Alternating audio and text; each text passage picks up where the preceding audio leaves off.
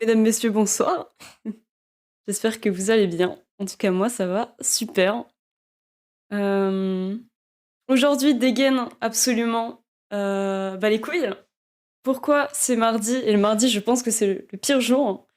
Donc voilà. Aujourd'hui, j'avais la flemme de je sais pas, faire des efforts, on va dire ça. Heu, donc voilà, on en est là. Hem J'en avais parlé, on en a reparlé, hier et très récemment encore.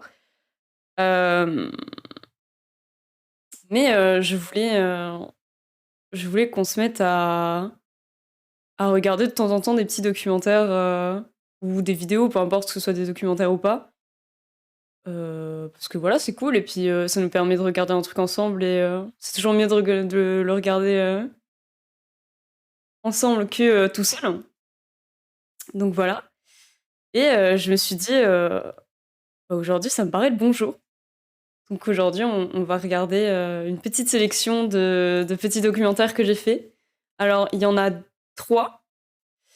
Il y en a 2 qui font une dizaine de minutes, qui sont, des documentaires, américains et il y en a un, de Arte qui date, d'octobre, 2021 et je me suis dit: «Voilà, c'est cool, ça permet un peu de voir, et d'en apprendre un peu plus», sachant que la fast fashion, c'est un sujet, qui nous concerne tous et malgré le fait que, je peux avoir une communauté, majoritairement masculine, je me dis, «Bah, ça change rien, on est tous concernés par les habits et l'écologie et l'environnement et tout ce genre de choses». Donc c'est un bon moyen de commencer. Bonsoir Rouloué, merci. J'ai 3 documents terre, 3 documentaires. Hem Je sais pas par lequel on va commencer. Je me disais qu'on pouvait finir avec celui d'Arte, parce que celui d'Arte fait une demi-heure. Hem, alors, il y en a un qui concerne qui concerne Chine, donc l'horreur absolue. Pour ceux qui connaissent pas Chine, c'est, un site, chinois, je crois. Oui, c'est chinois, Chine. De type AliExpress où, les vêtements coûtent littéralement, pas du tout cher et parce que justement la main-d'œuvre est, absolument, catastrophique en termes de conditions de travail et de salaire. Donc voilà. Salut Pigou et le deuxième, ça concerne H&M et Zara. Heu, je l'ai pas regardé. Franchement, j'en ai regardé aucun. J'ai vu le titre, j'ai vu la longueur, je me suis dit: «Ça a l'air pas mal». Heu le dernier, c'est, celui d'Arte, sur, la fin de la fast fashion et du coup les alternatives. Donc voilà, je pense que ça peut être cool de regarder et puis d'en débattre au fur et à mesure et 1re fois de ma vie que je fais du react, enfin du react, c'est un grand mot react. Mais pour commencer, ça me paraît pas mal. Donc on verra bien et voilà. Alors, passons sur, notre petite scène. Heu, je vais enlever ça par contre. Voilà, comme ça, on voit mieux. Hop, je vous mets ici et on passe sur Google. Alors là, on a celui d'Arte du coup. Là, il y a le premier, celui que je pense qu'on va regarder en premier.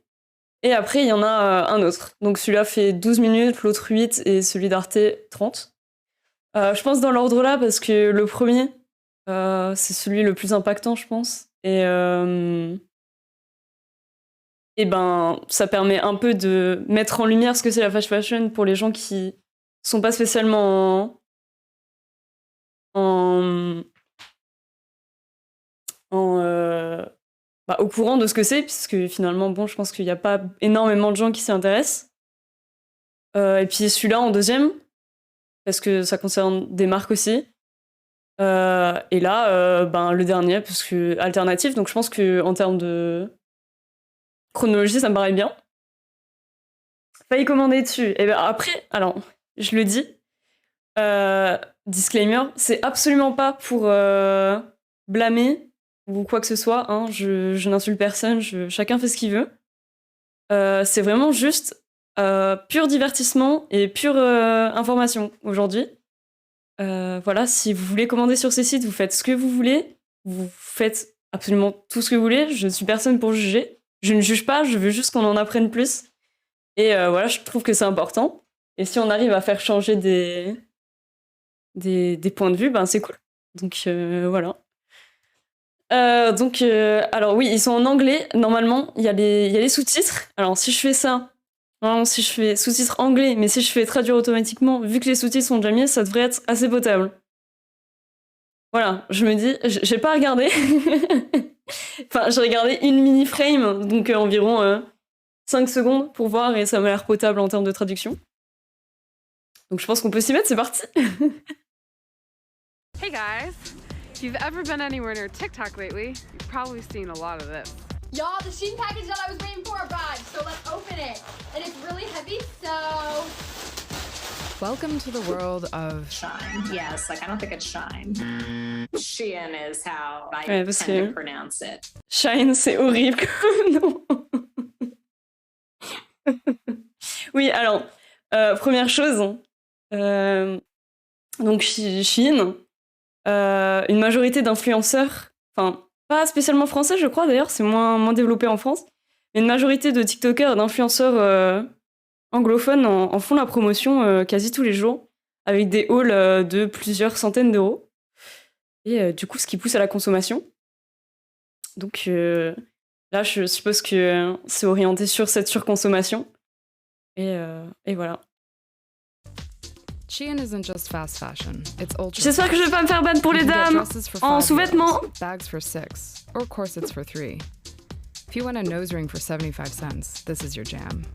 Gen Z has pretty much gone bananas for this company, which exists entirely more or less on social media, has no physical stores, and whose operations are more or less a big black box. There's something going on with Shein that, I don't think that anybody has got to the bottom of. We took a dive into this fast fashion phenomenon and what it bodes for the environment. In an era of growing climate consciousness, how is this even happening? Yes, la société, ça fait réfléchir. I didn't even know about Shein until doing this story. But then again, I'm a millennial, and this jacket's from 2002. So I went to the center of Berlin to see if shoppers there knew better than I did. Do you know what Shein is? No. Yes, of course. It's a big online fashion store. Do you shop there? Manchmal, Sometimes, yeah. There's nice stuff. It's cheap, nice fabric. I think I've shopped there once. I wanted to return everything, but there's not really any point when you pay like 20 euros. Voilà, c'est ça. Shein En fait, le truc, c'est que ça s'est vachement développé avec les réseaux sociaux, donc notamment TikTok. Et voilà, comme elle a dit, il y a une meuf qui a dit que c'était de la bonne qualité. Enfin, de la bonne qualité, c'était du bon tissu, ce qui sous-entend du coup de la bonne qualité, je suppose. Ce qui, en vrai, peut être vrai, hein. J'ai jamais commandé là-bas, mais je suppose que vu que c'est des revendeurs, ça doit être des qualités différentes à chaque fois. Mais bon, partie du principe que, voilà, comme elle a dit, elle a commandé quelque chose et vu qu'elle avait dépensé 20 euros pour tout ce qu'elle a eu, ça servait à rien de rendre. Vous voyez à quel point c'est pas cher et donc ce que ça implique en termes de qualité et de travail derrière. Targets mostly young women. It adds thousands of new things to its inventory every day. At any one time, it has as many as 600,000 products. With a typical price tag between $8 and $30, its stuff can be half as cheap as other fast fashion giants. And what is different is that the explosion of young people with phones, it helped with product discovery. This is Sucharita Kodali, an expert on all things e-commerce and parent of 2 Gen Z girls. But Shein's also, from my understanding, paid quite a bit for marketing. Its social media strategy centers around getting celebrities and influencers to market the brand on social media. Voilà, c'est Katy ce que je Perry, disais du Lil coup. Nas X, Rita Ora, Storm Reid, and Yara Shahidi have all gotten on the Shein train. Please don't forget to buy your Shein Together t-shirt. Thanks so much for tuning in to the Shein Together event. But the biggest part of its online presence has to do with the haul. On TikTok, users post reels that show off what they ordered and what they got. A lot of these posts go viral, creating a marketing campaign that basically runs itself. I bought $2,000 worth of stuff. Typiquement, ce dont je parlais, les gens qui achètent pour 2000 balles de produits sur Shein. Je sais pas si vous vous rendez compte de la quantité de choses que ça fait. Mais 2000 balles, vous vous rendez compte? Ce qui m'énerve, en fait, dans ce débat-là, c'est que les gens peuvent se permettre de dépenser 2000 € sur de la fast fashion, mais absolument horrible en termes d'éthique. Mais ça leur viendrait pas à l'idée de dépenser 2000 balles dans des produits éthiques qui respectent l'environnement, des marques écologiques, etc. Et voilà. C'est absolument ce genre de choses que je trouve aberrant. Ou déjà, quand on dépense 200 balles dans ce genre de site, voilà, mais là, 2000 balles, vous vous rendez compte ce que c'est 2000 balles? C'est un salaire. C'est plus qu'un salaire. C'est abusé. Ça m'énerve. Voilà, c'est ça. En fait, c'est vraiment de la surconsommation au point où tu achètes des trucs et là, c'est sûrement juste pour avoir fait un haul où elle a dépensé 2000 balles et les 3/4 des trucs, soit elle va les revendre, soit elle va jamais les porter. C'est exactement ça. And that is my box. Non mais la quantité de trucs. The beaded choker looks pretty good though. It's not that bad. I could like. So you have this very addictive algorithm, influencers and young women. Maxime Beda is the go-to expert on the fashion and garment industry. It's a very impressionable age where they want to fit in, and clothing companies have utilized that insecurity to drive a lot of sales, but never to the extreme that we're now seeing. The Shein hashtag on TikTok has 17 billion views. Its Instagram account has over 22 million followers. This year, it was the #1 shopping app in 56 countries. It reportedly made $10 billion in revenue last year, which means it's catching up fast to giants like H&M and Zara. Putain. Shein has dominated fast fashion in the West, but its headquarters, they're halfway across the globe in Guangzhou, China. And what happens there, well, nobody really knows. They're very secretive. They don't talk to anybody, so it's very hard to know exactly what they're doing.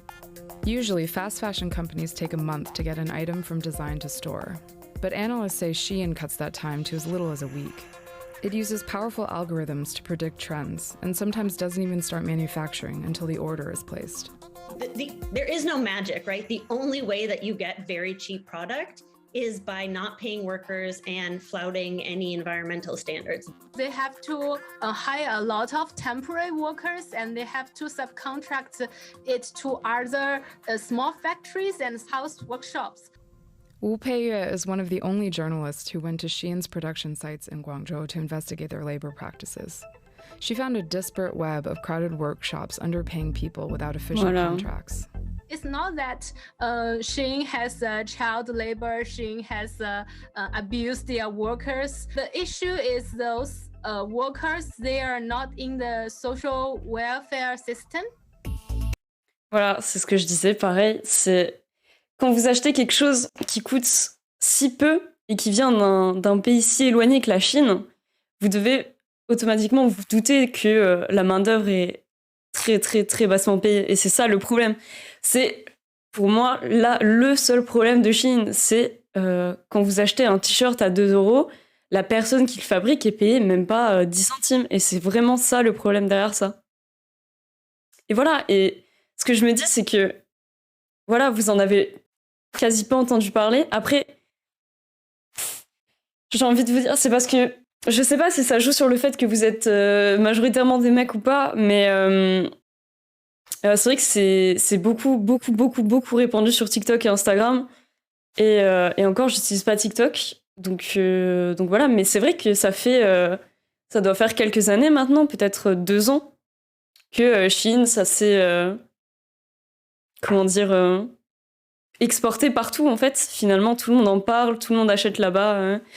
C'est, comme je disais, c'est un AliExpress, mais juste pour les fringues. Et ouais, c'est bah voilà, comme ils ont montré au début et comme je vous ai dit, c'est les réseaux sociaux, les influenceurs, toute cette pub en fait, tout ce marketing qui a fait que maintenant on en parle tout le temps. This means workers have no rights or guarantees. The demand for cheaper, faster clothing means that wages in the industry have to be low to remain competitive. It's not only about Shein, but it's a more social issues prevail in the whole society. And as it turns out, the company's been making headlines for its secrecy. The Fashion Transparency Index, which rates companies on how open they are about their supply chains, listed Shein at the bottom of its rankings. What about the actual clothes? If it's too good to be true, then it probably is. You cannot have a business model like that and operate in any way with respect to the planet or its people. You just can't. Plenty of people have taken to social media to protest the shoddy quality of its clothes. Honestly, I thought just the swimsuits were gonna be trash. I could not be more disappointed. This is a piece of crap. So if it's that disposable, it means they're all getting dumped somewhere. Almost 100 million tons of textiles end up in landfills every year. That's 500 evergreen ships. Et il y a des gens qui se permettent d'acheter 2000 € de fringues de ce genre. Et après, comme là, les gens disent c'est de la mauvaise qualité, mais peut-être que des fois, il y a des bonnes surprises. Comme tu as dit, Pigou, plus haut, il y a des gens, ils n'ont pas eu de problème avec la qualité. Après, c'est à voir sur la durée, en fait. Et c'est le problème majeur, la surconsommation de ce genre de trucs. Salut, Ako. En fait, le truc, c'est que, voilà, ils ont trouvé un mode qui est attractif. Le problème, c'est que c'est pas cher, donc forcément, ça attire, donc forcément, c'est pas cher, donc on se dit, tiens, je vois des trucs qui coûtent moins de 10 €, donc je vais en acheter plein à la suite, et j'aurai une tonne de vêtements à garder pendant plusieurs années. Or, pas du tout. Parce que même si sur le coup, c'est de la bonne qualité, ça se détériorera forcément plus vite qu'un vêtement que vous achetez avec des bons tissus, qui est produit d'une bonne manière par des gens qui sont mieux payés et qui peuvent du coup prendre le temps de mieux réaliser les habits. C'est ça le problème. Remember the thing that got stuck in the Suez Canal? Most of it goes to the global south, where locals suffer the environmental consequences. And did you know that the fashion industry is responsible for 8 to 10% of greenhouse gas emissions? The garment industry is so unregulated that it's hard to say just how much it's contributing to climate change. All we can say is that Shein is accelerating it like never before. It's a very energy-intensive process to create textiles. This production is happening in places like principally China with a continues to have a coal-based energy grid. But it doesn't seem to be slowing down anytime soon. The average consumer today buys 60% more than they did in 2000. Brands are now throwing double the amount of clothing collections at us. And Shein takes this to a whole new level. It taps into the insatiable consumerism that's shaped our world. The need to possess things, and when we're sick of them, to simply throw them away. I asked some young shoppers whether they thought about climate change. Nicht wirklich. Not really. I just buy it and wear it when it suits the weather. No, honestly, really no.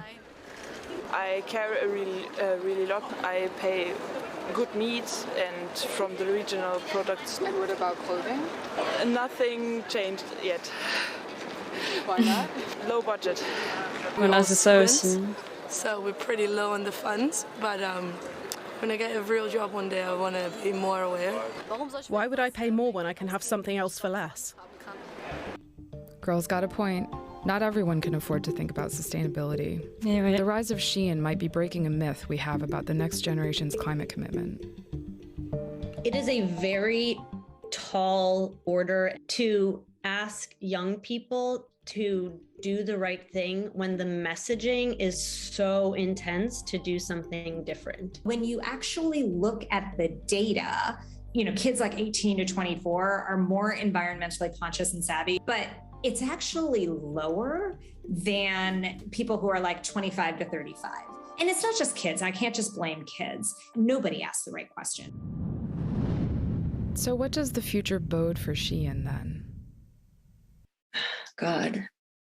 that kind of success can only last for a while. The education level is getting higher, the demands for reporting are getting more, and they are going to hit up against that. I think legislators will step up and make the rules necessary, but that takes people's participation. I've seen humans have a capacity from this to really put their heads in the sand. How do you bring those people in a way that's actually engaging and non-judgmental? Now, a few questions for you. Have you heard about Shein, or have you shopped there yourself? Let us know in the comments below. Oh là là, le référencement. See you next time. Bah franchement, je trouve ça bien comme format. C'est cool, ça dure pas longtemps et c'est bien. Mais non, voilà, il y a aussi ce côté-là, c'est le côté... ce côté économie aussi. Comme elle disait, beaucoup d'étudiants et tout ont pas forcément les moyens de s'acheter des vêtements de qualité. Et c'est pour ça qu'il y a encore, je trouve, un trop gros gap entre fast fashion et slow fashion. Donc la fast fashion, c'est ce qu'on a vu, Shein, tous les vêtements pas du tout chers et vraiment abordables. Et la slow fashion, c'est les vêtements qui sont donc beaucoup plus chers, qui sont rarement en dessous de 100 € et qui par contre sont pour nous produits en France avec des textiles de qualité. C'est éco-responsable, c'est recyclable, c'est ce genre de choses auxquelles il faut penser. Mais je pense que c'est une question de... juste d'investissement en fait à la longue. Je pense qu'il faut plus réfléchir dans le sens maintenant j'achète pour 200 € sur Shein, mais si j'avais mis 200 € dans 3 pantalons, ces 3 pantalons je les garderais sûrement jusqu'à la fin de ma vie et voilà, alors que mes trucs Shein que j'ai payé 200 balles l'année prochaine, non seulement ils seront démodés, mais en plus ils seront sûrement importables parce qu'ils seront cassés ou oui, cassés, tout simplement. Une mauvaise qualité, ça implique qu'ils deviennent nuls. Ah, je savais pas rouler. Je regarderai pour la prochaine fois, du coup. Merci bien. Après, oui, il y a l'argument aussi de... Il y a l'argument de Internet, évidemment. Mais le problème, c'est que maintenant, Internet, ça s'est démocratisé. Je veux dire, toutes les petites marques ont un site internet. Il suffit de voir... moi, je suis sur mon Instagram, si vous voulez, je suis beaucoup de marques de vêtements. Et même si elles sont toutes petites, elles ont que 10 000 abonnés, ce qui est déjà pas mal. Mais pour une marque de vêtements, vous voyez, c'est absolument rien. Elles ont toutes leur site internet. Et c'est pour ça que moi, ça marche pas l'argument du... oui, on trouve tout sur internet et du coup, on a plus envie d'aller sur internet qu'en magasin. En magasin comme sur Internet, vous pouvez trouver absolument tout ce que vous voulez. Il suffit de bien chercher. Et le problème, c'est qu'il faut juste mettre le prix. Et ça, même moi, je peux pas me permettre de mettre 100 € dans une fringue. C'est pas possible. C'est juste pas possible.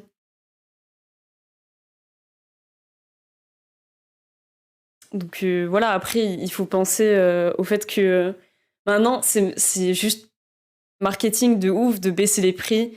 Et donc, par conséquent, baisser la qualité pour vendre plus. C'est juste faire du bénéfice, c'est tout. Bah après, je pense que là, comme elle a dit, le truc, c'est que nous, notre génération, les boomers, nous voient trop comme les gens qui vont changer le monde, en mode... l'écologie, grâce à nous, tout va aller mieux, machin. Sauf que on peut pas, comme elle a dit, on peut pas nous demander à nous de tout faire pour tout changer, c'est pas possible.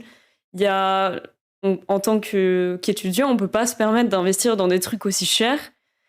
C'est pour ça qu'on passe par ces alternatives-là, bien qu'elles soient absolument horribles. Ce qui fait que c'est une boucle, c'est un cercle vicieux. Donc bon. Mais oui, je pense que à partir du moment où on peut adopter un minimum ce genre d'habitude, comme aller en friperie, faire de la récup, acheter sur Le Bon Coin et Vinted, c'est vraiment très bien. Il suffit de chercher, pareil. Moi, ça fait 2 ans, j'achète quasi tous mes nouveaux vêtements sur Vinted, que ce soit du neuf ou du déjà porté. Franchement, j'en ai plus rien à foutre. C'est moins cher, je trouve absolument tout ce que je veux. Ça fait aussi des années que quand je me balade en magasin, c'est très très rare que je trouve des trucs beaux en fait. Donc finalement, aller en friperie ou aller sur Vinted, moi ça me va très bien. Et si vous trouvez un vêtement beau, par exemple, je sais pas, vous voulez acheter sur H&M, vous trouvez un t-shirt beau, pensez d'abord à aller voir sur Vinted ou sur des sites de seconde main. S'il n'y est pas, parce que non seulement vous l'aurez moins cher, mais en plus ça évite cette surconsommation alors qu'il y a quelqu'un qui l'a à côté et qui attend juste de pouvoir se le faire acheter, vous voyez. Donc c'est cool. Bien que Vinted ait des pubs absolument merdiques, mais ça c'est un autre sujet.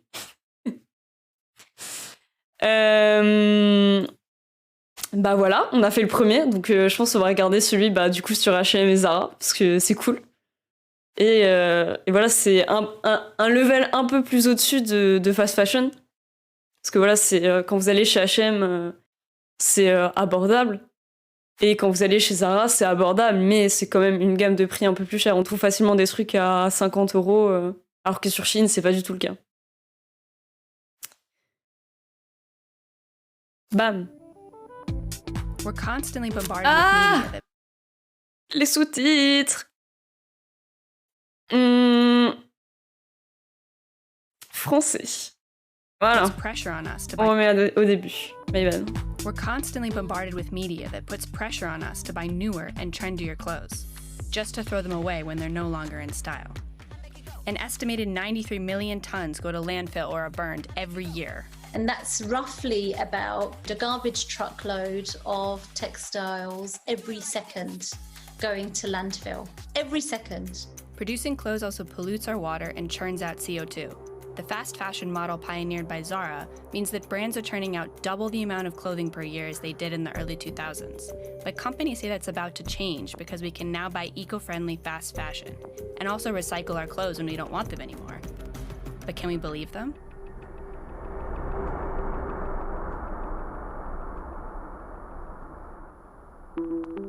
Inditex, Zara's parent company, and H&M Group are two of the biggest fashion retailers in the world, and both have collections that claim to reduce the environmental impact of making clothes. Not only that, but the two fashion giants say they're making their entire brands more sustainable. Let's take a look at these promises, starting with the materials.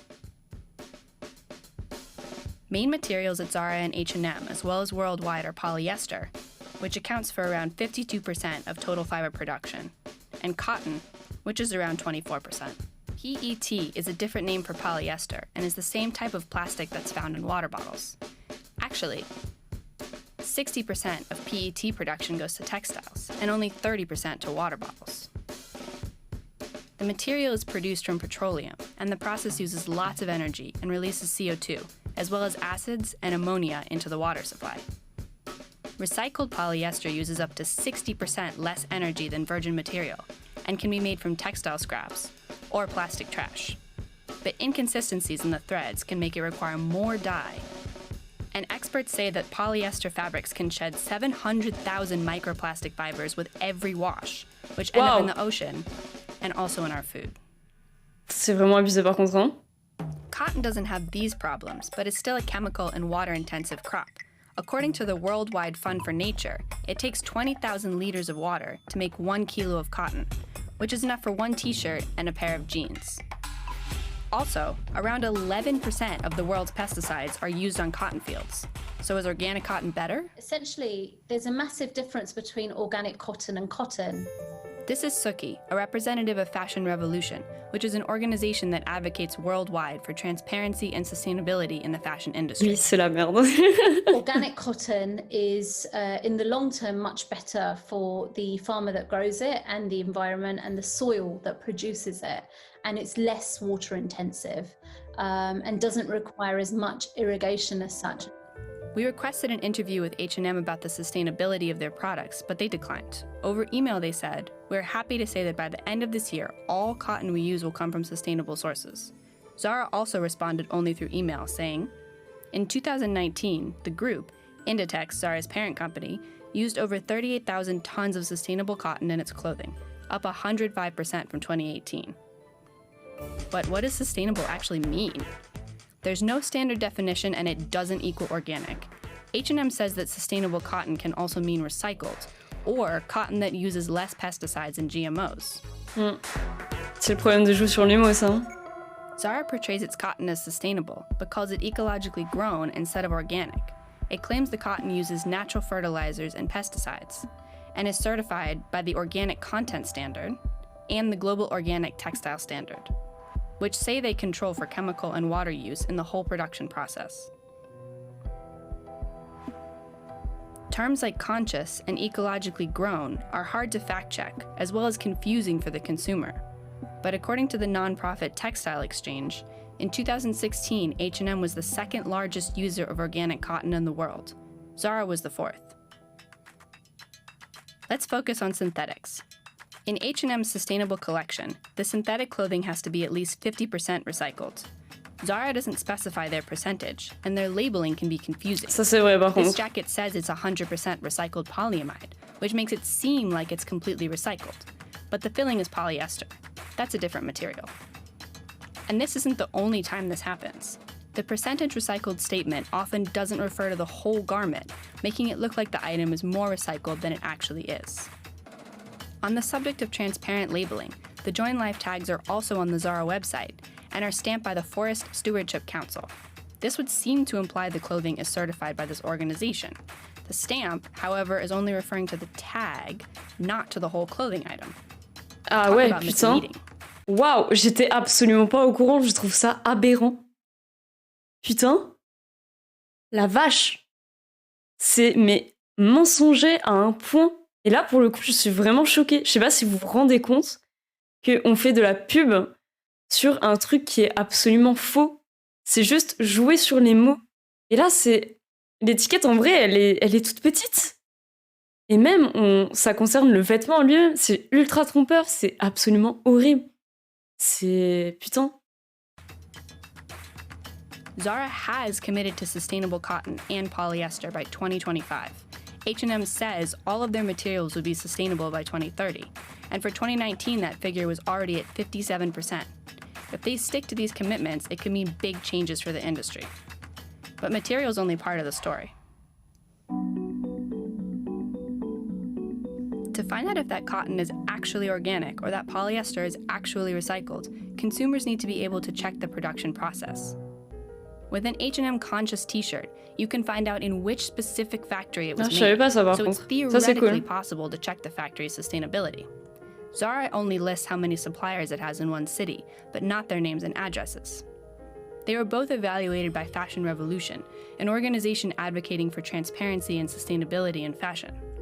None of the 250 large brands scored over 80%, but for 2020, H&M was the highest scoring brand, with a 73%, so quite transparent. Zara scored a 43%. Not so much.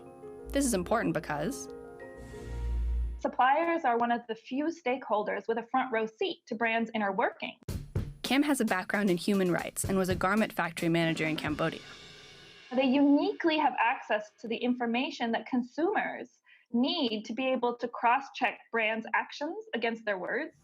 So being able to research suppliers allows people to hold brands accountable to their sustainability claims. But just because you're transparent, it does not mean you're sustainable. Ça, c'est vrai aussi. It does not mean that at all, and that's really, really important. Even for brands who know their whole supply chain, making an eco-friendly garment is hard. Let's pick up a denim. You can see the dyeing is done in a more environmental responsible way, but the cotton is not produced the same.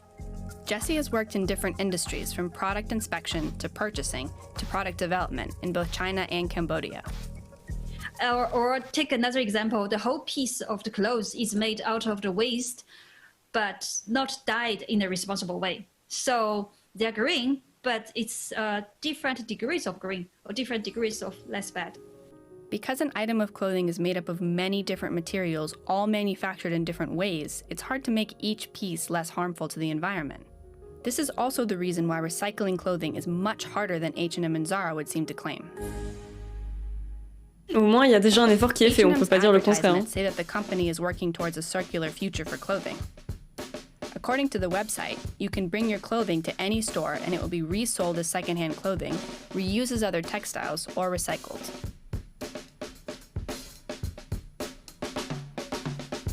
Zara has a similar campaign. It says it partners with different local organizations, which then take over what happens to the clothing. So what does happen? They are resold, reused, and recycled, but not in the proportions you might think. Over half of donated clothing is sold overseas. The rest is mostly turned into industrial material, burned, or goes to landfill. Punaise. Vous imaginez 2 minutes, déjà, non seulement l'odeur que ça doit avoir quand on brûle ce genre de fringues, mais en plus, regardez la quantité juste. C'est absolument horrible de faire une campagne qui prétend, même si c'est quand même un peu le cas,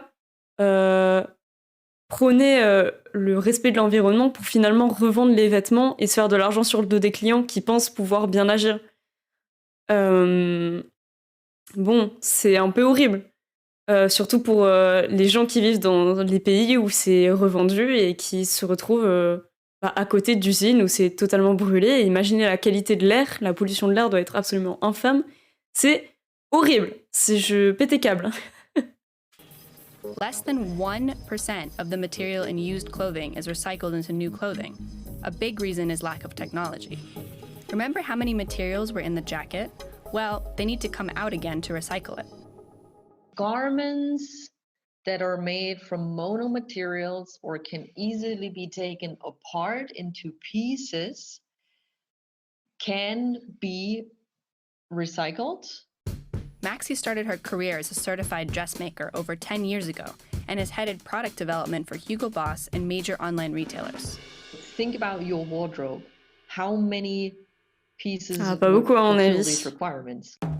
So giving back clothing is better than throwing it away, but the chances of it actually getting recycled are very low. H&M and Zara are investing in recycling research, but we looked at their annual reports and the amount is 0.5% and 0.02% of their profits, respectively. They say returning clothes is circular, which isn't really true, and even if it were, that's not the solution to our overconsumption or our overproduction. The problem is that too much clothing is produced and bought, whether the clothing is eco-friendly or not. Let's just say you're putting one person here who says, you know what, I don't give a bleep about anything recycled or organic. I will once a year buy a nice pair of pants and I don't care about anything. And then there are these people who are saying, yes, I'm really aware. I want to do that. I want to commit to the environment. And the pair of jeans that I'm going to buy every 4 weeks will always be sustainable. So still this person is better. Buying clothing every 4 weeks is relatively new. Before the 90s, designers made clothes for 2 fashion seasons per year, and now fashion retailers put out clothes in as little as 2 weeks. More clothes mean cheaper prices, lower quality, and more ending up in the landfill or burned. But it's not just big fast fashion brands, it's the fashion industry in general, and our desire for constantly changing outfits that need to hit pause. We need to think about how we shop and what we're really calling for. But there is a bold step in a number of notable fashion brands and fashion houses now going seasonless, and hats off to them. It's an important thing to do. The concept doesn't mean sacrificing style, but instead making clothing to last rather than to be thrown away. So all in all, what we're trying to do is working with clothing that is not very seasonal, so to say. It should be something that you can wear year after year. We want to focus on quality. Karishma is the founder of Kasha, an Indian brand featured in magazines like Forbes and Vogue for championing eco-friendly fashion. So we try to make products that try to fit into different places depending on who's wearing it and how it's worn. So we have a lot of different aspects to our clothing. So what do you do when you want to buy new clothes? H&M and Zara say their eco collections are better for the environment, and they actually are. If you want to make sure the whole supply chain is sustainable, there are many smaller brands that can account for every step of their production process. And buying seasonless instead of trendy clothing means it won't go out of fashion and end up in the trash. Because Voilà, this ça is a aussi. rare industry where consumers actually have a real influence. When I look at the whole picture, I realize maybe only end consumers is the power can balance brands and can push them, give them pressure to make some changes. So ask yourself not only who made your clothes and what they're made of, but also, do I need these new clothes? And go from there instead. And if you want to see more videos like this, we post about environmental topics every Le coup de Friday. pub. Like and subscribe so you don't miss out. Toujours le même constat, c'est voilà aussi le. Est-ce qu'on a vraiment besoin d'avoir autant de vêtements? Mais bon, après, ça dépend. Je peux pas trop parler parce que j'ai pas mal de vêtements. Et le problème des vêtements, c'est que on a toujours envie d'en avoir plus tout le temps. Et c'est très chiant, hein, on n'en a pas du tout besoin. Mais bon, je pense qu'il y a aussi cette image qui a été donnée avec les réseaux sociaux ou les influenceurs. Pas forcément que les influenceurs, hein, mais je les prends eux parce que c'est ceux qu'on voit le plus sur les réseaux sociaux, qui nous montrent une image où ils ont jamais les mêmes vêtements, où ils font de la promotion pour des marques vachement connues. Ils font même des collaborations avec ces marques. Et je pense que de plus en plus de jeunes ont envie de leur ressembler. Donc, je pense que ça aussi, c'est un truc à changer au niveau de ces influenceurs-là. Mais ce qui est cool, c'est qu'il y a de plus en plus de personnes, mais surtout en France, qui se rendent compte que finalement, c'est bien, ça leur ferait gagner de l'argent, mais finalement, même eux, ils n'ont pas besoin d'autant de vêtements. Et au bout d'un moment, de toute façon, c'est chiant. À moins d'être ultra riche et d'avoir un méga palace, avoir trop de vêtements, c'est chiant. On sait plus comment s'habiller. Il y en a partout. Enfin bon, je pense que ça aussi, ça permet de se rendre compte, c'est des petites choses qui font que, voilà. Mais c'est cool que les gens se rendent de plus en plus compte. Et il faut aussi arrêter cette hypocrisie de je partage sur les réseaux sociaux des articles, comme on voit souvent sur Instagram, qui disent... la semaine dernière, j'avais vu un truc qui parlait de Chine, justement, et qui parlait de la maltraitance des travailleurs. Et j'ai vu que ça a été relayé par des comptes qui, quand je les voyais... on voit très bien sur leurs photos que les vêtements qu'ils achètent, ça vient de chez Shein. Et c'est les mêmes personnes qui, sur TikTok, font ce genre de trucs en mode oh, j'adore, je vais faire un haul Shein, même si c'est pas forcément des sommes énormes. Mais faut arrêter cette hypocrisie de faire genre qu'on est pour l'environnement, alors qu'à côté, on fait rien pour. Et ça aussi, c'est surtout se donner une image, alors qu'il faut vraiment faire bouger les choses. Et voilà, ça m'énerve un peu. Voilà, je vais pas vous le cacher, ça m'énerve de voir des meufs qui, pour avoir bonne conscience et faire comme la copine, mettre dans leur story Instagram oh là là, Shein, c'est pas bien, mais qui, il y a 2 semaines, parlait en story d'un haul Shein, ou qui, dans leurs recommandations TikTok, n'ont que ce genre de trucs. Donc bon. Fax, comme tu dis. Ouais, il y a celui de Arte, du coup, et moi je pense que ça peut être une bonne idée de le regarder, parce que bon, il est un peu long, il fait 30 minutes, mais je pense que ça peut être cool et à voir celui-ci. Voilà, voilà. Et en plus, on n'a pas besoin des sous-titres, quel plaisir.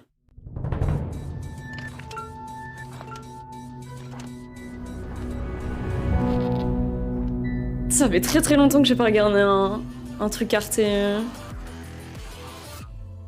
Ici, parce qu'on mise sur la qualité, on a fait le pari de la lenteur. Plutôt que de la fast fashion, on fait de la slow fashion. On crée des vêtements durables, équitables et en toute transparence. On dessine des collections qui se démarquent des grands courants de la mode. On mise sur les grands classiques. Ils restent toujours actuels. Ils étaient en vogue il y a 100 ans et le sont encore aujourd'hui. Bref, on s'oppose à la politique du toujours moins cher, toujours plus vite, toujours davantage. Une nouvelle génération de designers dit « Stop, ça suffit ». Leur credo, moins mais mieux. Carrément. Nous combattons une industrie gigantesque qui sème la souffrance et la douleur dans le monde et qui est la source d'énormément de pollution et de déchets. Nous ne faisons pas le poids, bien sûr, mais nous sommes très motivés. Ah oui, mais c'est ça le truc, c'est que c'est des petites entreprises et forcément on les met pas du tout en lumière parce que justement c'est des petites entreprises qui vendent des vêtements forcément plus chers et qui touchent un public moins grand. Donc c'est ça qui est vraiment dommage de passer à côté de petites entreprises qui mériteraient d'avoir un coup de projecteur plutôt que toujours remettre en avant des grandes marques de fast fashion qui sont absolument abominables, voilà, tout simplement. Salut Absol, hein.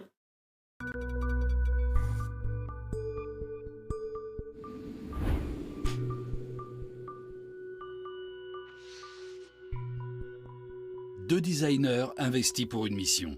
Concevoir une mode intemporelle, jolie et made in Germany.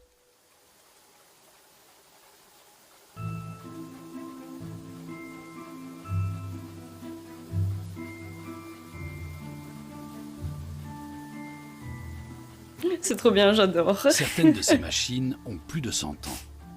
Et pourtant, elles tournent. Elles doivent leur retour en grâce aux stylistes berlinois Gita et Peter Plotnicki. Les tissus qui sont en cours de fabrication sont la marque de fabrique de leur collection. Pour moi, ces machines forcent le respect. Elles sont toujours fonctionnelles. Elles accomplissent leurs tâches avec la même lenteur et le même flegme qu'il y a 100 ans. Ces anciennes machines à mailler circulaires sont résolument slow fashion. Pour la confection du tissu d'une seule chemise, il faut compter une bonne heure. Un record de lenteur difficile à battre. Putain, c'est vrai que c'est long. Cette année, les commandes des boutiques et des grossistes atteignent des sommets. La nouvelle collection automne-hiver est attendue dans 4 semaines. Chaque machine correspond à une taille. Si l'une d'elles tombe en panne, c'est la panique. Si pendant une semaine la machine de la taille M ne fonctionne pas, on aura du S et du L, mais plus de M disponibles. Rien de surprenant à ce que la production se fasse exclusivement dans le Jura Souabe. Jusqu'en 1970, cette région était le haut lieu de l'industrie textile allemande et employait des dizaines de milliers d'ouvriers. Et puis, de plus en plus de marques ont délocalisé leur production en Asie. Gita et Peter, eux, n'ont jamais envisagé de profiter de la main-d'œuvre bon marché à l'étranger. Je veux une maison rose, moi aussi. C'est pour y rester. Ici, presque tout le monde vivait de l'industrie textile. Le métier se transmettait de génération en génération. Il était source de fierté, synonyme d'expertise. Ça elle ressemble de ouf à quelqu'un, je sais pas à qui. S'identifier à son métier. Et quand ça s'est arrêté, ça n'a laissé personne indemne. Gita et Peter veulent se servir de ce savoir-faire et redynamiser la région. C'est pour cette raison qu'ils ont redonné vie à une marque riche de tradition et presque tombée dans l'oubli. Merz Beschwanen, maison fondée ici même en 1911. Nous avons apporté de l'espoir dans la région, en montrant qu'il était possible de produire en Allemagne. C'est clair, ça a été une sorte de renaissance.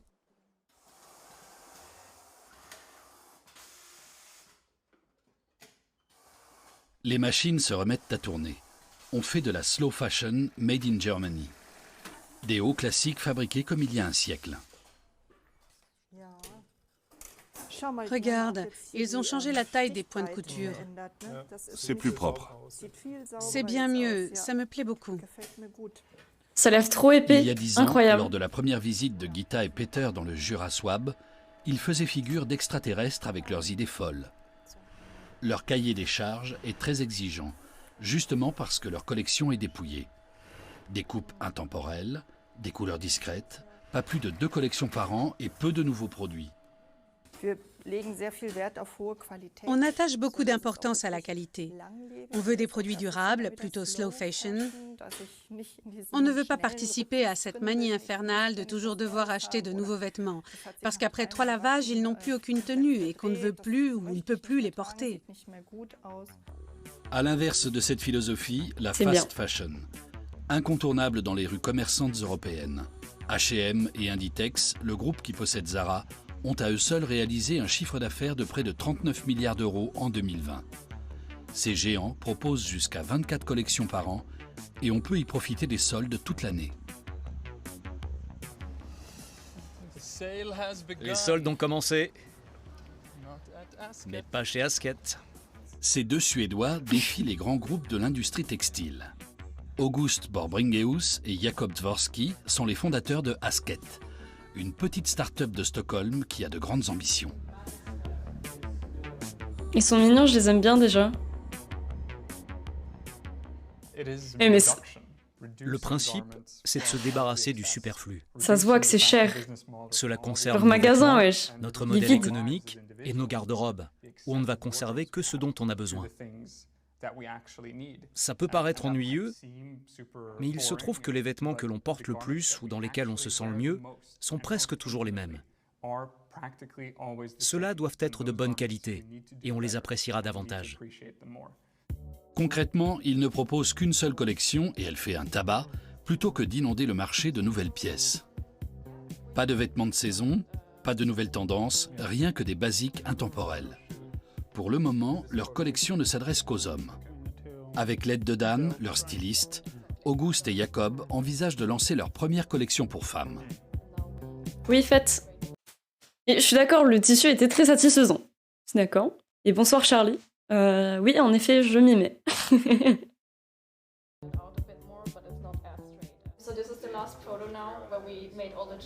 Qu'est-ce que vous pensez du prototype après modification ? On a raccourci l'ensemble et on a ajusté la longueur des manches. Le col est un peu plus large pour laisser voir plus de peau.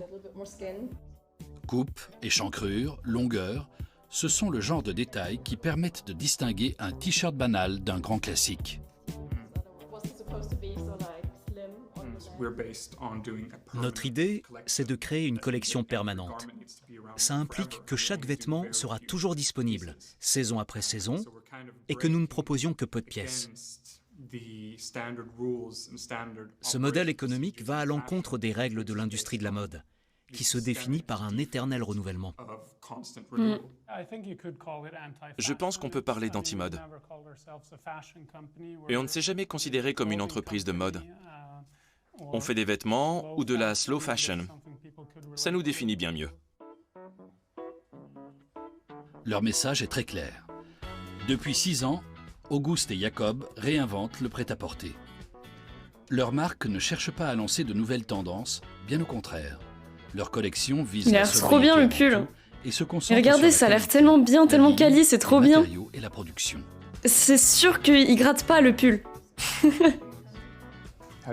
Comment tu te sens? C'est de la bonne qualité, comme on n'en trouve plus. Tu te sens à l'aise? Oui. Au niveau des épaules aussi? Les épaules sont parfaites. Salut Tutu. C'est bien. August et Jakob ne sont pas stylistes. Ils ont tous deux étudié l'économie. Au départ, ils cherchaient juste à fabriquer le t-shirt blanc parfait. Aujourd'hui, ils veulent révolutionner toute une industrie. Et avec le moins de vêtements possible. La nouvelle collection pour femmes dessinée par Dan débute avec 3 pièces toutes simples. Même la chemise, elle a l'air trop bien. J'adore les chemises. C'est un véritable défi pour moi, en tant que styliste. Il ne s'agit pas de créer la des sienne est trucs trop belle. dingues, Voilà. parce qu'on peut cacher beaucoup d'imperfections derrière des couleurs et des imprimés. Ici, on mise tout sur la coupe et la qualité.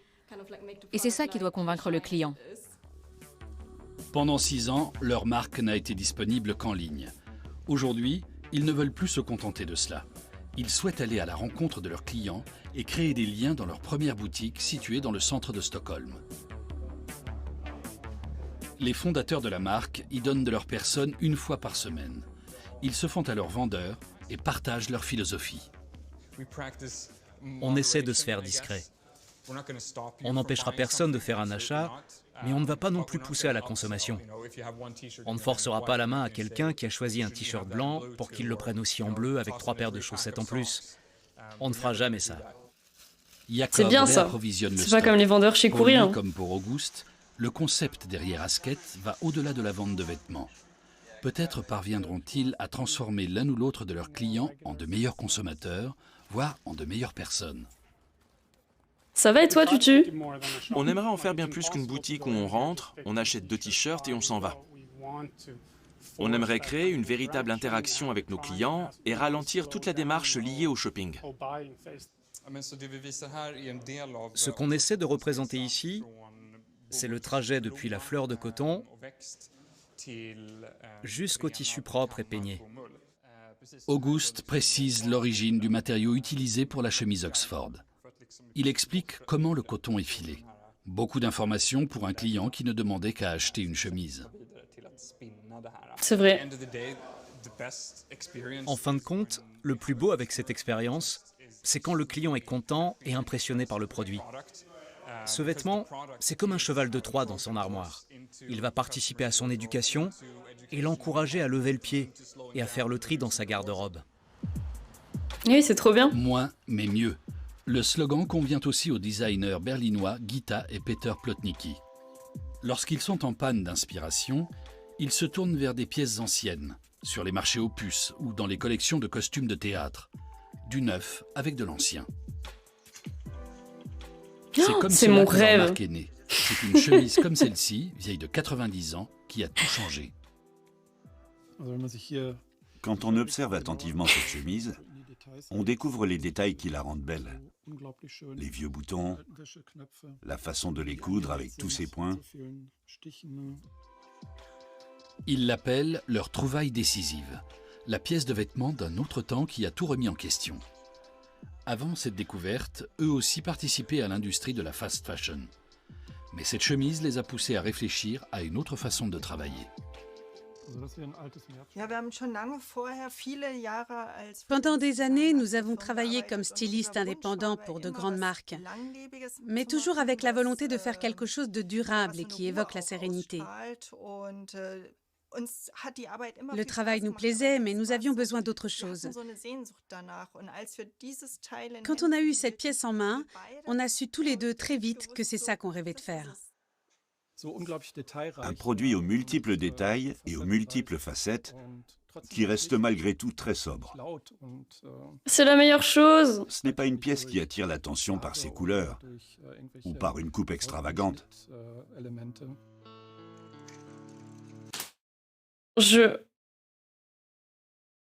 Pour moi, les meilleurs vêtements, c'est les vêtements simples. Et en fait, le problème aujourd'hui, c'est que les vêtements simples, ça n'existe plus. Il y a toujours 1 milliard d'imprimés dessus, ou alors des écritures, ou des paillettes, des boutons à strass. Non.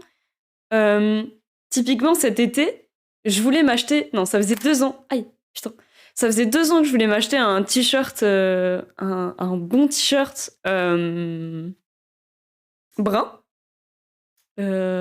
marron. Et je n'en avais jamais trouvé un sobre. Jamais. Jamais. Ça n'existait pas. Il y avait toujours des trucs écrits dessus. Ou alors, ceux qui existaient, ils coûtaient 100 balles. Et j'avais pas les moyens de mettre 100 balles dans un t-shirt. Et j'ai bien cherché 2 ans avant de trouver un t-shirt cet été. Que j'ai trouvé chez Uniqlo. Et il est super bien. Et ça aussi, ça veut tout dire de pourquoi on trouve plus notre bonheur aussi dans les magasins. Il y a toujours volonté de trop faire, de trop suivre la mode. Alors que il y a plein de gens qui aiment bien s'habiller simple. Genre, moi, j'aime bien m'habiller simple. Je déteste les trucs avec des écritures dessus. J'aime bien porter des pièces originales. Mais il faut pas qu'il y ait des paillettes, ce genre de trucs. Je veux dire, le simple, c'est basique. J'aime bien. Ça ne sert à rien de vouloir écrire love sur son t-shirt quand tu aimes bien le simple. Et c'est ça qui est problématique aujourd'hui.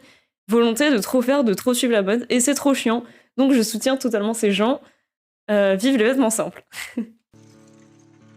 Gita et Peter travaillent ensemble depuis 27 ans. Ils ont dû lutter pour s'affirmer en tant que stylistes indépendants dans ce milieu. Ils ont subi beaucoup de pression, de stress et ils ont souvent pris des risques.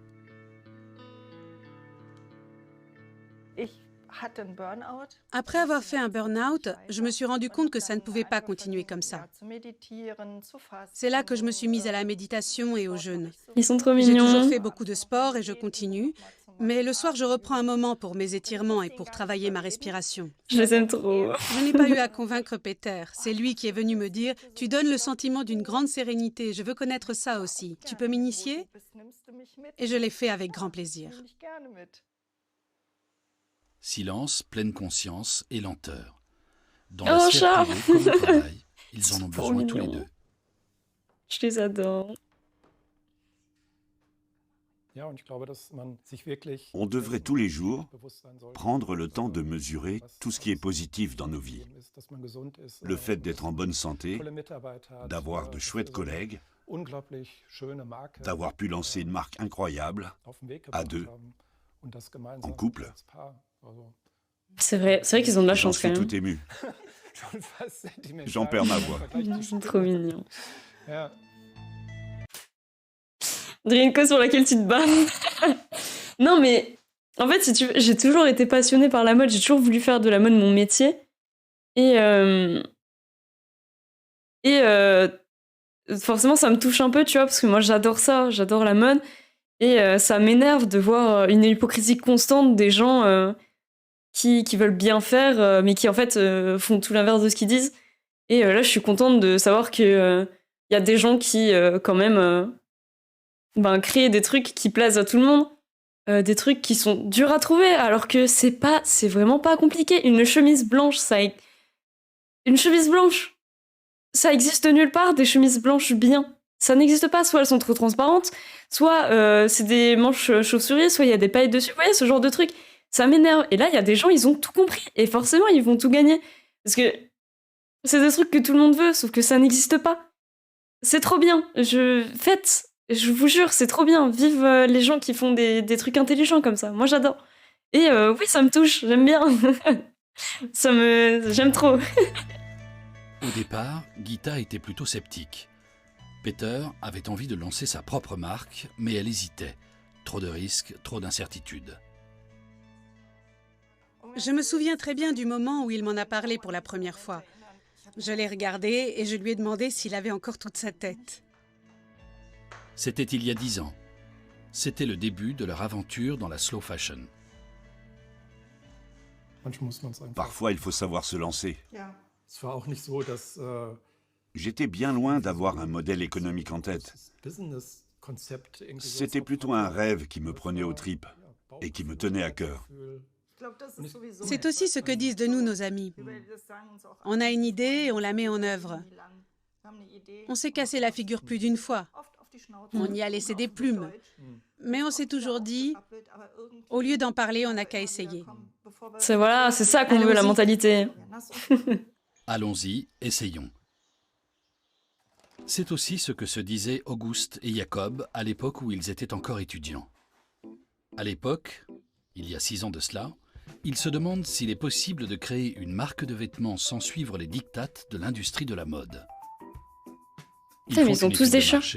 Remettent en question les structures établies et le résultat est affligeant. Quand on s'est penché sur la question, on s'est rendu compte que l'industrie de la mode n'avait pas évolué depuis des décennies. Seules les quantités avaient augmenté. On en fait plus avec moins de qualité.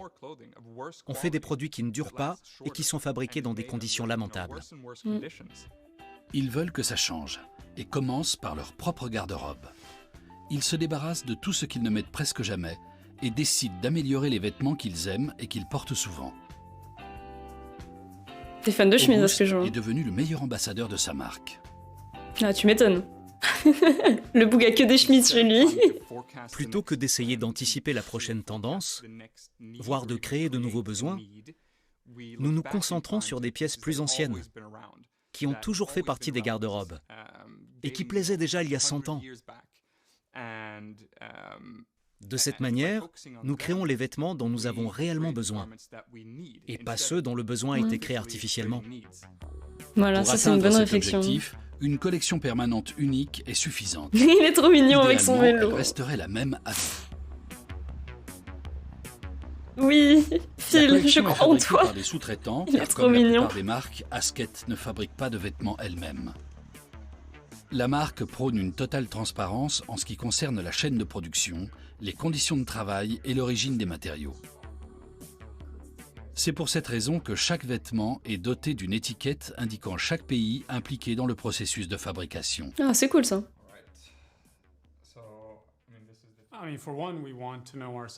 C'est d'abord parce que nous-mêmes, nous voulions avoir ce genre d'informations. Vous savez ce que c'est avec ces étiquettes? Les informations sont très sommaires.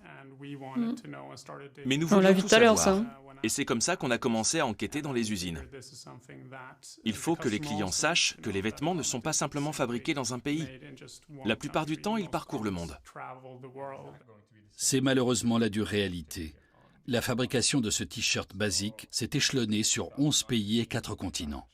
Putain. Les entrepreneurs veulent encore plus de transparence. Ils veulent savoir, par exemple, dans quelle ferme égyptienne le coton a été produit. Mais le traçage n'est pas aisé. Sur son produit phare, la marque suédoise doit se contenter de seulement 67% de transparence. Putain, seulement.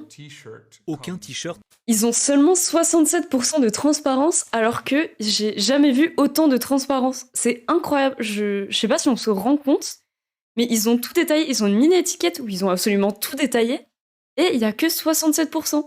Alors que tout à l'heure, on a vu H&M qui avait quoi? 73, je crois, 73% de traçabilité, de transparence. C'est clairement abusé. C'est vraiment très très grave. Salut EKT. Mais oui, mais c'est trop bien, c'est trop bien, mais c'est trop bien, t'as pas besoin de plus. Si tu kiffes les chemises, habite-toi en chemise tout le temps et c'est trop bien, genre. Et mais en fait, le truc des vieux vêtements, c'est que c'est bien, c'était de la bonne qualité, c'était pas superficiel, ça se portait avec tout, c'est des basiques, et c'est ça qu'on a besoin maintenant, c'est des trucs simples que tout le monde peut porter et que tout le monde aime. Parce que encore une fois, les t-shirts à imprimer chelou, il n'y a pas toute la terre qui en met, et c'est très très chiant. N'est fabriqué à partir d'une même balle de coton. En général, il s'agit d'un mélange de coton issu de différentes fermes, parfois sur différents continents. Les cotons sont mélangés pour en augmenter la qualité. Ils sont ensuite vendus à des manufactures à travers le monde. Lorsqu'on achète un lot de coton brut aux enchères, on n'a aucun moyen de tracer sa provenance. À quel moment peut-on atteindre les 100% de traçabilité sur le coton? Je pense que c'est impossible, hein. C'est difficile à dire. Doit-on se fier à des certificats écologiques ou doit-on poursuivre les recherches de son côté? Chez Asket, la question fait débat. La marque a un projet ambitieux, tracer l'origine de tous ces matériaux et même sur un simple t-shirt à 35 €. Oh, ça va! Oh, ça va! Je suis choquée. Je pensais que ça allait être beaucoup plus cher. Bon, je veux dire, 35 € pour un t-shirt, c'est cher. Mais c'est de la bonne qualité, vous voyez?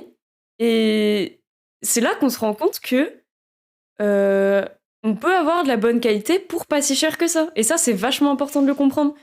Pareil, chez Levi's, un t-shirt, ça coûte quoi un t-shirt? Ça coûte pareil, entre 20 et 40 balles, je crois. C'est la même chose. Et c'est trop bien. Franchement, je suis vraiment étonnée et dans le bon sens. Ouais, voilà, pareil. Je m'attendais vraiment pareil à entre 50 et 70 balles, honnêtement. Rien qu'en voyant la tronche de la boutique, qui est absolument vide. Mais en fait, pas du tout. C'est vraiment trop bien. Comme quoi, les préjugés... Le fait d'indiquer la provenance du matériau ne nous dit rien sur la façon dont il a été fabriqué. C'est la deuxième étape. Avec le label de traçabilité, on a un aperçu des conditions de travail. On voit ce qu'on peut améliorer ou comment réduire l'impact écologique. C'est essentiel quand on envisage de produire de manière responsable. Une marque de vêtements responsable, voire locale, grâce à la slow fashion, la production augmente dans le Jura Souabe.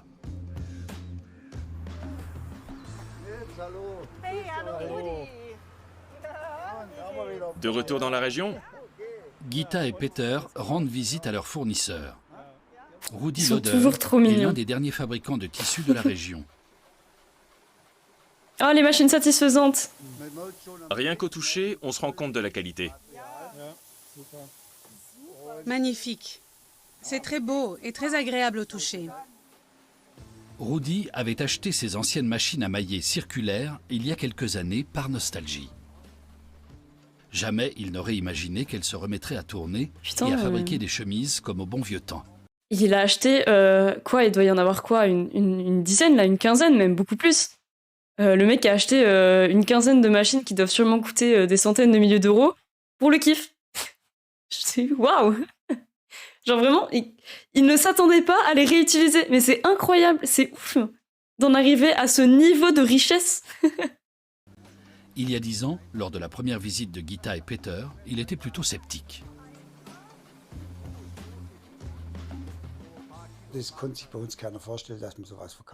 Personne n'aurait pu s'imaginer qu'on allait pouvoir à nouveau vendre du tissu. Toutes les entreprises de la région s'en étaient débarrassées. Elles avaient balancé tout ce qui leur restait aux ordures ou dans des containers. L'homme qui murmurait à l'oreille des machines. Rudy et son collaborateur veillent à ce que ces pièces de musée continuent de tourner. Tiens, ouais, c'est le cas. Hein. C'est vraiment des pièces de musée pour le coup.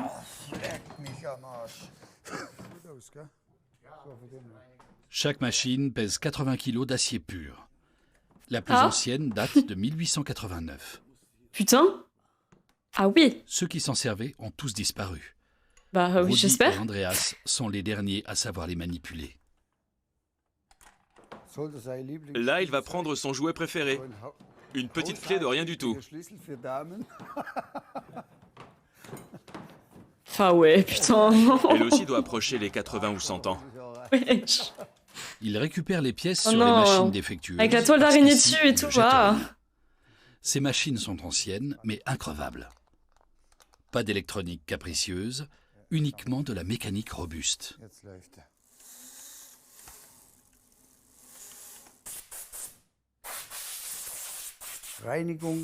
Un seul mot d'ordre, le nettoyage. Ces machines doivent constamment être nettoyées pour être préservées. Il faut les prendre dans le sens du poil et les cajoler pour qu'elles fonctionnent. Lorsque Gita et Peter font le déplacement dans le Jura Swab, c'est avant tout pour entretenir de bonnes relations avec leurs collaborateurs. Salut Gabi. Alors, bien arrivé? Oui, très bien. Gabi et Pascal Mazzarella ont installé leur atelier à leur Pardon, hein, mais je me concentrais absolument sur leur check qui de A à Z était catastrophique. Hein. Oh mon dieu. Ils sont mignons, mes bordels. domicile, comme il était d'usage autrefois dans la région. Salut Babsi. Aujourd'hui, c'est... Putain, mais regardez, s'il vous plaît. C'est trop drôle. Genre... Salut Gabi. Alors, bien arrivé? Oui, très bien. Gabi et Pascal Mazzarella ont installé leur atelier à leur domicile. Quel est le but de faire un check Covid si déjà tu n'as pas de masque? Et en plus, si tu fais un check normal dans le... Rien n'a de sens, putain. Il était d'usage autrefois dans la région. Salut Babsi. Aujourd'hui, c'est devenu chose rare. Avec l'aide d'une employée, ils fabriquent ici la célèbre chemise boutonnée, best-seller de la marque, disponible à partir de 89 €. Ça fonctionne avec la nouvelle coupe? C'est plus cher, mais je trouve ça raisonnable en vrai. Au début, on avait eu des soucis avec les manches parce qu'elles ne sont pas coupées de la même manière à droite et à gauche. Enfin, raisonnable, je me comprends, évidemment, mais... Disons que si c'est moins cher qu'un polo Lacoste, quoi. Après, je compare comme une merde. Je dis Lacoste, mais Lacoste, c'est du semi-luxe. Enfin, ce que je veux dire, c'est que ça reste moins cher que quelque chose qui est pas forcément pas d'une très bonne qualité, parce que Lacoste, c'est de la bonne qualité quand même. Mais je veux dire, c'est aussi accessible que ce genre de marque, et ça, c'est cool. Parce que bon, quand même, 90 €, moi, je peux pas... Encore 35 € dans un t-shirt, je dis pas, je peux le faire. Ça me dérangerait absolument pas. Par contre, 89 € dans une chemise, même si je la mettrais tout le temps, je pense que j'aurais un peu de mal avant de... Enfin, il y aurait une grosse étape de réflexion avant. Mais ça fait 45 ans que je suis dans le métier. Ce serait un comble si je n'y arrivais pas. La collaboration est bien plus agréable lorsque l'ambiance est familiale que lorsque les ordres sont dictés par la hiérarchie. Ça favorise aussi la créativité. Pascal s'occupe de la découpe. C'est surtout la barre de bouton qui lui donne du fil à retordre. Chaque fente C'est le cas de doit le être dire, coupée hein. séparément. Gabi et Pascal travaillent pour les stylistes berlinois depuis 10 ans. Autrefois, leur village comptait 8 ateliers de couture. Il n'y en a plus que 2 aujourd'hui. Putain, sur un village. C'est un défi. C'est ce qui fait le charme du métier.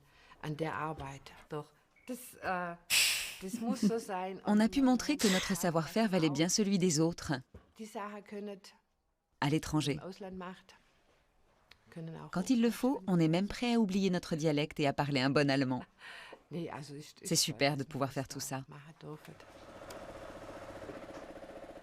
Lorsque le travail est bien fait, on remarque tout de suite la différence. Nous sommes persuadés qu'on peut voir et sentir la qualité d'une de nos pièces dès qu'on l'a entre les mains. Ça se voit déjà. Quand ils ont pris au tout début les chemises blanches, ça se voyait, mais à un point que c'était de la bonne qualité. C'était pas transparent, c'était pas du blanc ultra blanc bizarre. Et ça avait l'air beau, doux et tout. Enfin, ça se voyait que c'était de la qualité. Je sais pas si vous voyez ce que je veux dire. Mais le fait que ce soit un tissu épais comme ça, et ce genre de tissu, ça montre tout de suite que c'est vraiment de la bonne qualité. Ça, c'est cool. Mais ça, pour le coup, oui. Alors, madame, tu n'as pas intégrité, ça se voit immédiatement. Ou alors, je suis la seule. Mais pour moi, ça se voit. C'est vrai qu'ils sont vieux. Alors, oui, ça... Alors, ils sont vieux, c'est vrai. Mais peut-être que, je sais pas, ils ont pas parlé. C'est vrai qu'ils ont pas parlé. Peut-être qu'ils en parleront après de l'héritage, entre guillemets. Mais ouais, comme il disait tout à l'heure, si les 2 dernières personnes qui sont capables d'utiliser les machines qui font les vêtements, on est un peu dans la merde. Parce que pour le coup, c'est un truc qui devrait pas se perdre. Hein. Après, Lacoste, c'est un style. Hein. Il y a des trucs chez Lacoste qui sont super beaux.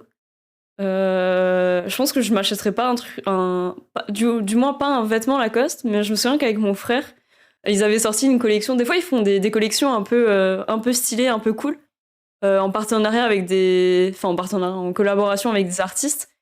Et on a vu des casquettes ou des tote bags vraiment, vraiment très beaux, mais encore une fois, ultra chers. Et bon, voilà, pareil, je me dirais pas, à moins d'avoir un énorme coup de cœur et beaucoup d'argent, pareil, je me dirais pas, aujourd'hui, je vais m'acheter un truc Lacoste. Enfin bon. Salut, Scott. Gabi, des zucchini. Je coupe du pain? Peter, le saladier est prêt. Tu peux me casser le contenu d'un paquet? Le travail d'équipe se poursuit à la pause déjeuner. Mais les rôles s'inversent. C'est la couturière qui est aux commandes. On dirait sa maman. On dirait leur maman, vraiment. C'est toujours un grand moment quand nous faisons les déplacements. En général, Gabi prépare quelque chose à grignoter et on a de délicieux souvenirs de déjeuners passés. C'est toujours très agréable et très bon. À la révolution de la slow fashion. Ils savent pas non plus trinquer, ça me fabrication de vêtements jusqu'en Toscane, le haut lieu du textile en Europe. À Prato notamment, on a pris de nouvelles habitudes. Plutôt que de produire du neuf à outrance, on opte désormais pour le recyclage. Voilà. Cela ça, fait c'est aussi bien. les affaires de Hasket. Jacob Putain, mais ils sont parfaits, eux. visiter une usine de recyclage de Cachemire pour la première fois. Joli. C'est plus grand que je ne l'avais imaginé. Beaucoup plus grand. C'est ici qu'ils font fabriquer la maille de leur pullover. Merci d'avoir fait le déplacement. C'est important pour nous que vous compreniez qui on est et comment on fonctionne. Le processus de fabrication est long et quand on s'engage à travailler avec un nouveau client, on aime tout leur expliquer. Il y a 10 ans, les Italiens ont développé une technique qui permet de récupérer J'ai envie de la me laine jeter des vieux dedans. pulls pour en faire de nouveaux. Ces pièces, autrefois considérées comme luxueuses, finissent aujourd'hui à la poubelle. Le cachemire usagé provient majoritairement des États-Unis. Non, le cachemire. Au début, ça n'a pas été facile. parce que le monde de la mode ne voyait pas l'importance du recyclage. Mais les choses évoluent. Aujourd'hui, ils sont de plus en plus nombreux à apprécier les tissus recyclés. Tout d'abord, il faut trier les pulls en fonction de leur teinte. Claudio Fisoli, le responsable des ventes, détaille le processus. Un collaborateur vérifie la pureté du matériel. Comment se déchire-t-il? Quelle odeur produit-il quand on l'enflamme? Autant de tâches qu'on ne peut confier à une machine. Putain. Jacob et Dan n'en perdent pas une miette. C'est trop bien. C'est une question de transparence. Ils le doivent à leurs clients. Les photos et les détails seront publiés sur le site internet de la marque. Le plus surprenant, c'est de voir l'importance du travail à la main. Quelqu'un doit trier, tester et vérifier chaque pièce, la déchirer et la sentir. C'est tout un art de parvenir à trier ses vêtements correctement. Une autre des nombreuses étapes du processus. Avant d'être réduits à une bobine de fil, les pulls doivent être débarrassés de toutes leurs coutures, boutons et étiquettes. Là encore, ça doit être tellement chiant. Le recyclage suppose de travailler avec ce qui est disponible et cela concerne aussi les couleurs.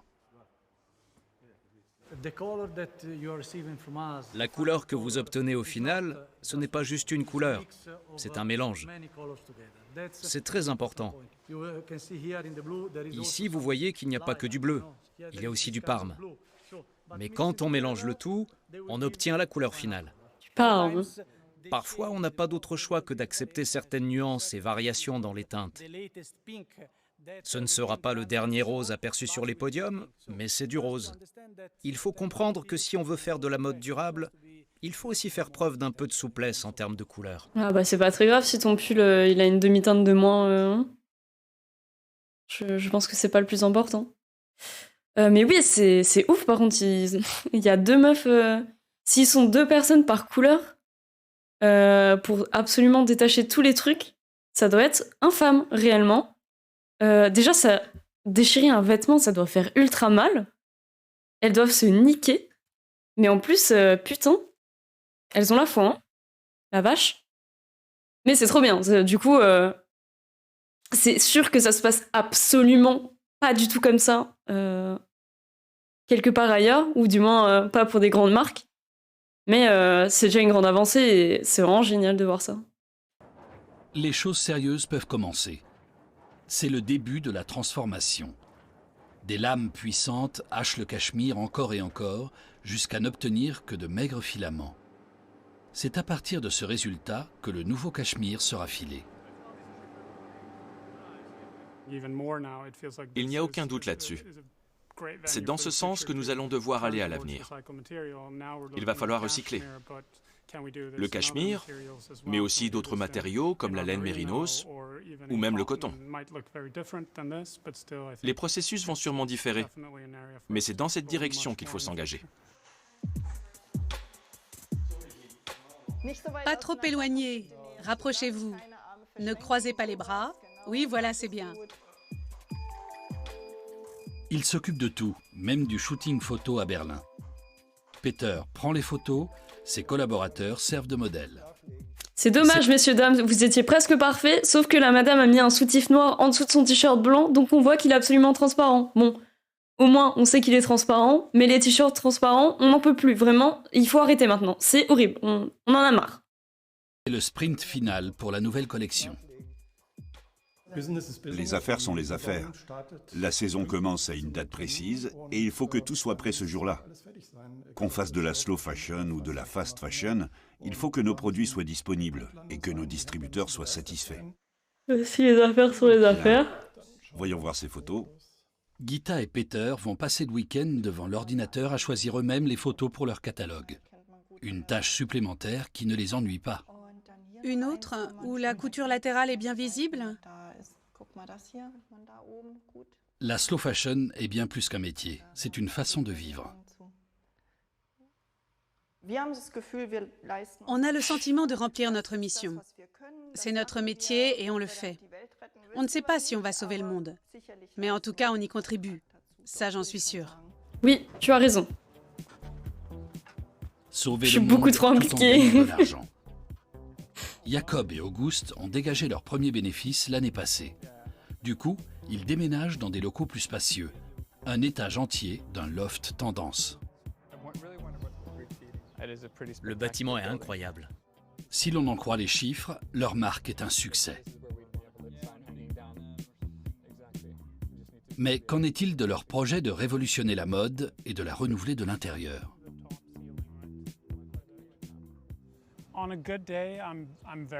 Les bons jours, il m'arrive d'envisager l'avenir de la mode de façon optimiste. On a des clients qui viennent nous dire qu'ils ont changé leur façon d'acheter. Mais de l'autre côté, je vois à quelle vitesse la super fast fashion se développe. La super Et fast je me dis fashion. parfois qu'on est dans une bulle et que ce qu'on fait ne suffira pas.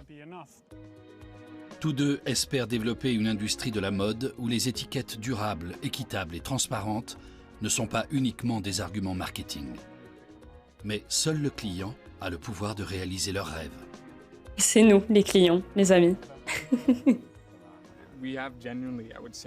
On se bat pour que les choses changent.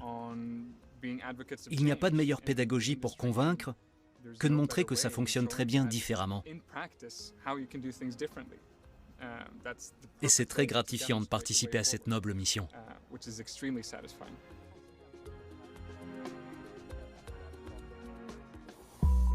Ouais! J'ai adoré. J'ai beaucoup aimé. Oui, j'étais à fond dedans. Mais non, mais c'est trop bien ce genre de reportage. Et ils sont bien, on voit pas le temps passer et on s'ennuie pas. C'était trop bien. Et c'est cool de pouvoir s'informer sur ce genre de trucs aussi facilement. C'est des trucs, bah... Voilà, vous disiez, vous en étiez pas du tout au courant. Et je trouve ça ouf que c'est des choses qui nous concernent tout le temps, tous les jours, parce que... à moins que... Bon, je sais pas vous, mais moi je suis pas nudiste. Donc je mets des habits. Et c'est toujours mieux de savoir comment mes habits sont faits et d'où ils viennent.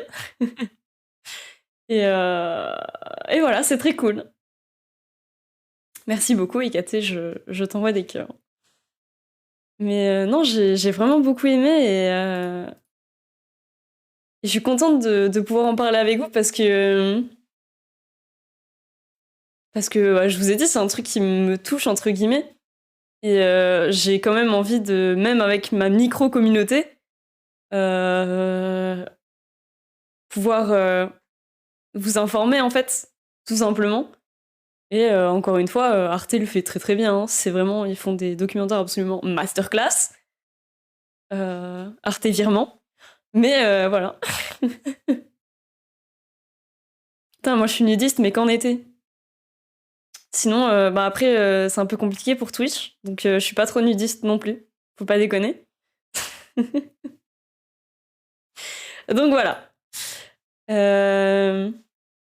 Non, en vrai, on peut reparler, on peut en conclure en reparlant aussi des alternatives. Comme on disait, ben maintenant, on peut acheter des vêtements, bah comme là, ils faisaient, vous avez vu. C'est ouf qu'ils aient un entrepôt où ils ont que des vieux vêtements. C'est incroyable, c'est mon rêve d'aller là-bas. J'ai besoin d'y aller. Je veux y aller. J'ai besoin. C'est un besoin incroyable. Et voir que on recycle des vieux vêtements, c'est génial et on fait ça depuis trop peu de temps. Et c'est une démarche absolument trop bien. C'est trop cool. Et oui, voilà, si jamais, comme je vous ai dit, si vous avez envie d'acheter un t-shirt et que le fait que quelqu'un l'ait porté juste une fois ou encore que cette personne n'a pas enlevé l'étiquette, ne l'a jamais porté, mais qu'il l'ait reçu chez lui et que ça sorte pas tout droit de l'usine, pensez à regarder en friperie. Pensez à aller chez Emmaüs. Je sais qu'il y a beaucoup d'Emmaüs. La plupart des gens ici, vous habitez près de grandes villes. Il y a toujours des Emmaüs dans des grandes villes, que ce soit aussi bien pour les vêtements que pour les produits électroménagers, les meubles. C'est trop bien, c'est le meilleur truc, c'est vraiment pas cher. Et voilà, c'est trop bien. Pensez à Vinted. Même au lieu de jeter vos vêtements, vendez-les. On dirait que je fais une sponsor Vinted, alors que pas du tout. C'est très chiant. Mais non, pensez à ce genre de choses, même si ça peut paraître logique pour certains, il y en a qui pensent pas du tout et qui jettent leurs vêtements. Ou alors donnez-les à des associations, c'est des trucs tout cons. Plutôt que de faire comme on a vu dans le deuxième reportage, d'aller soi-disant recycler les vêtements en les mettant dans des bacs en magasin parce que sous couvert du marketing écologique, ça va être recyclé. Non, on a très bien vu que ça allait être vendu et qu'ils allaient foutre du bénéfice sur nos vêtements. Et c'est absolument abominable, ça fait que décaler le problème. Bien que ce soit écologique à 15%, le fait qu'ils aillent brûler des vêtements, ça pollue l'air, ça reste de la pollution et ça ne change absolument rien. Donc, bon. Voilà. Voilà, en plus de prendre les gens pour des cons, merci. Non, mais moi, j'adore les vêtements, mais il y a ce déclic de, déjà, on peut pas se permettre d'acheter des vêtements tout le temps. Et en plus, à des prix, même si c'est pas très cher, quand on voit, quand c'est pas les soldes, vous allez chez Zara, vous voyez, les pulls, ils coûtent tous 50 balles. J'ai pas envie de mettre 50 balles dans un pull chez Zara que sûrement toutes les meufs vont avoir en plus.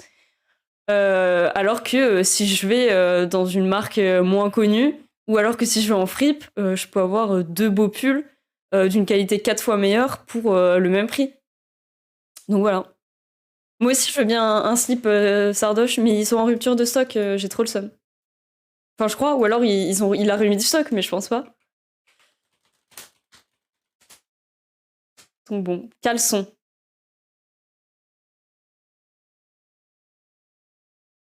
Il n'y a plus ma taille. Il n'y a jamais ma taille, c'est pas juste. Non, bon. J'en ai marre. Voilà. Puis je pensais, on va enlever ça. Je vais remettre.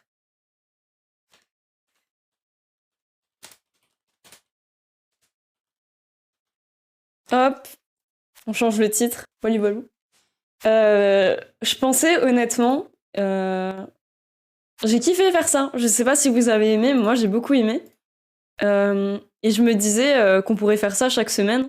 On se trouve un petit sujet que vous pouvez vous-même me dire tiens, on pourrait parler de ça la semaine prochaine ou ce genre de truc.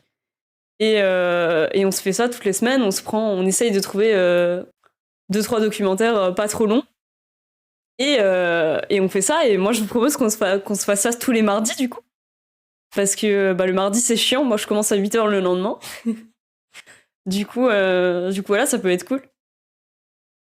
Et si ça permet d'apprendre des trucs et de rire aussi, c'est cool. Ça fait du divertissement. Et puis, vu que j'ai cette merde-là, je peux pas trop jouer. Donc bon. Je trouve que ça peut être cool de mettre en place un petit programme comme ça. Et voilà, même si je suis absolument pas à l'aise, je pense que ça se voit.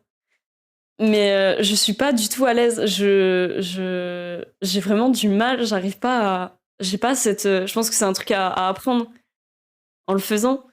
Mais j'ai pas du tout ce truc de React, d'avoir un truc automatiquement à dire. Et les youtubeurs sont trop forts. Et je voudrais en faire des best-of, entre guillemets, pour mon YouTube. Sauf que je me dis que... j'ai pas ce naturel qui vient et du coup c'est nul, c'est pas divertissant. Et du coup en vrai ça peut être un bon moyen de me train au React et aussi de développer je